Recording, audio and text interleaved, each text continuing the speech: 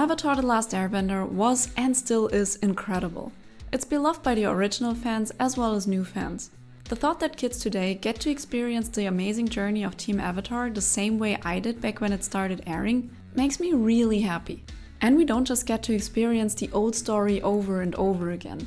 There are so many expansions on the Avatar universe, like the comics that pick up where the story left off, or The Legend of Korra, who is the next Avatar after Aang. However, one of the more recent additions is not about what or who comes next, but instead the story of an Avatar who came before Aang. Out of Aang's past lives, Kyoshi was the one who intrigued me the most. I loved Kyoshi Island and the Kyoshi Warriors. So you can imagine my excitement when the books about Kyoshi by f.c.yee and co-creator Michael Dante DiMartino were announced. And I definitely wasn't disappointed by what I got. The story around Kyoshi is of course set in the same world as the original story. Back then we spent a lot of time in the Earth Kingdom in the second season. Since Kyoshi is the Avatar who was born in the Earth Kingdom, it makes sense that the story starts and spends most of its time there. However, in Book 1, The Rise of Kyoshi, we also spend some time at the South Pole, and in Book 2, The Shadow of Kyoshi, we get to travel to the Fire Nation. And in both books we also get to see more of the spirit world. But let's get back to the Earth Kingdom. Whenever an Avatar dies, the 4 toys are used to find the next Avatar.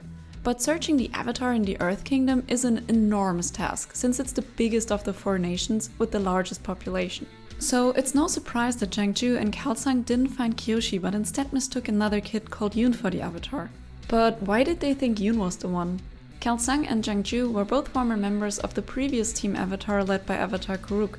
Because of that, they knew him very well, and as they watched little Yoon play Pai Sho exactly the way Karuk used to play and saw that he was an incredibly talented earthbender, in their despair to find the Avatar, they decided that he must be the one. So Yoon gets to live in the Avatar Mansion, is trained by the earthbender Jiangju and the firebender Heiran, though he can't seem to be able to bend a single flame. Whenever Yoon doesn't train, he enjoys the peaceful days with his friends Rangi and Kyoshi. But everything changes when Kyoshi displays incredible earthbending powers herself, and the consequences of discovering that she is the actual Avatar will be dire for everyone involved. The writing is great. Of course, that may be related to me having seen the world in Avatar the Last Airbender, but I could picture the surroundings really well, and the scenes all came to life before my eyes. Also, the books did a great job at expanding the already incredible world building. The author even included new ways of bending. We also get to meet new spirits and learn more about 2 other previous avatars, Karuk and Yang Chen. I'd love to read spin-offs like this one of their stories. But let's get back to Kyoshi. The way the spirit world was incorporated in the Kyoshi novels was much more compelling than in Korra, and it felt more true to the original show. One of the reasons I actually enjoyed the Kyoshi novels more than The Legend of Korra. Another reason for that might be that I love Kyoshi. She's a great protagonist and very different from Aang and Korra, which makes sense because her past was very different from either of those two, who were both raised as prodigies. Kyoshi, on the other hand, suffered for most of her childhood, until the airbender Kelsang finally took her under his wing. Her past experiences shaped her in a way that made her a much tougher and harsher person than Aang or Korra. f.c.yee excels at writing characters. He had an incredible legacy to follow, especially when it came to writing characters. And while I still think that Avatar the Last Airbender features the most interesting characters, I'd say that f.c.yee did a great job in The Rise and Shadow of Kyoshi. The relationship between Kyoshi and the antagonists in both books was great. In the first book it worked really well because her antagonist was the person who could make her life as hard as it could possibly get. In the second book there was an even more personal connection between Kyoshi and her antagonist, and therefore a more emotional dynamic. But the dynamic between Kyoshi and her antagonists wasn't the only one that was executed well. The chemistry between Kyoshi and her love interest was great. Overall, it was a really enjoyable romantic subplot featuring a healthy couple. It's sad that this is cause for praise, but there are so many horrible fictional couples out there, especially in YA, that I want to mention it when someone doesn't promote that stalking or abuse are romantic. I don't care what you say, there is no angle from which this is romantic. It's creepy at best. But let's get back on track. The author took into consideration that the original fanbase of Avatar the Last Airbender are adults now. The Legend of Korra was already aimed at an older audience, and the Kyoshi novels follow that rule. So some passages were much more brutal than anything from The Last Airbender and The Legend of Korra. Of course, I don't want to call depictions of violence a strength in the sense that I think violence is good. not by a long shot. But sadly, violence is not absent from the real world, and including it in the story makes it feel more realistic and mature. Also, the author struck a good balance when it comes to dark moments and beautiful scenes that lift your spirit back up, which made the pacing work really well. And I know this one doesn't really have to do anything with the story itself, but I love the illustrations of the characters in the book. The art style works with these broad brushstrokes that almost make them seem like calligraphy. A similar style that was also applied to the amazingly beautiful covers.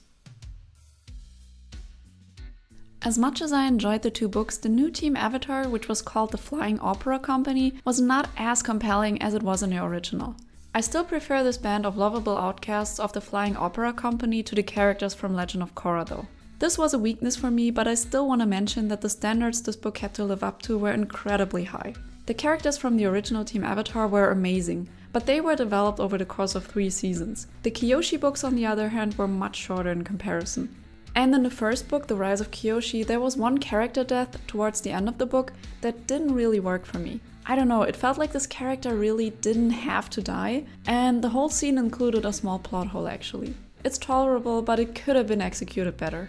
Okay, my next point is really nitpicky, I know, but I didn't like that Kyoshi and her friends had to hide from someone and teach her bending while on the run. That felt a bit repetitive. Because this is basically what happened in Avatar the Last Airbender. I would have preferred a completely new approach to this. Still, this didn't keep me from enjoying the book, but I feel like I would have loved something more individual even more. The last weakness doesn't count for people who watched The Last Airbender and The Legend of Korra, but if you're not familiar with this universe, the story might at times be hard to follow. f.c.yee doesn't use infodump, which is great, but the Avatar universe is insanely huge. So without that infodump, it could make it hard to get the full picture if you didn't watch the original show. Overall, the plot worked really well. Because of a few small plot holes and a feeling of repetition in the first book, it won't get a perfect score from me, but it still gets a 4 out of 5. I really liked the new Team Avatar, which was called the Flying Opera Company. The characters couldn't replace the original crew, but they were great in their own right. Kyoshi was an amazing main character, and the dynamic between her and her friends, as well as the antagonists, was well executed. So the characters get a 4.5 out of 5 from me. This one is hard to judge, since the world used in this book was already created, but the author made great use of that world and even added a lot of new details to it. So I think that deserves at least a 4 out of 5, but I don't know, as I said, this one is really hard to judge. f.c.yee is a great writer. From the first page I was completely immersed in the story and didn't want to stop reading. He made good use of all senses when describing places and people, and the dialogue felt natural in most instances. So the prose gets a 4.5 out of 5 from me. I loved being in the Avatar universe again, and I really enjoyed experiencing it along these characters. Getting to know more about Kyoshi was super exciting. So yeah, for overall enjoyment, these books totally deserve a 5 out of 5. I hope we will get more novels like this one from the Avatar universe, and maybe more about Kyoshi's life, because many things have yet to be explored. So if you ask me, instead of a live-action remake of the original show, they should actually be adapting Kyoshi's or Kuruk's stories as a new show. Or explore an entirely different story. The Avatar universe has so much more to offer. Which Avatar did you find the most interesting? After having read these books, I'm having a hard time to pick between Kyoshi and Kuruk now, even though Kuruk wasn't even on my radar before I read these novels. If you enjoyed this video, please leave a like and consider subscribing to the channel. I hope to see you in future videos, and thank you so much for watching this one. Anyway, farewell!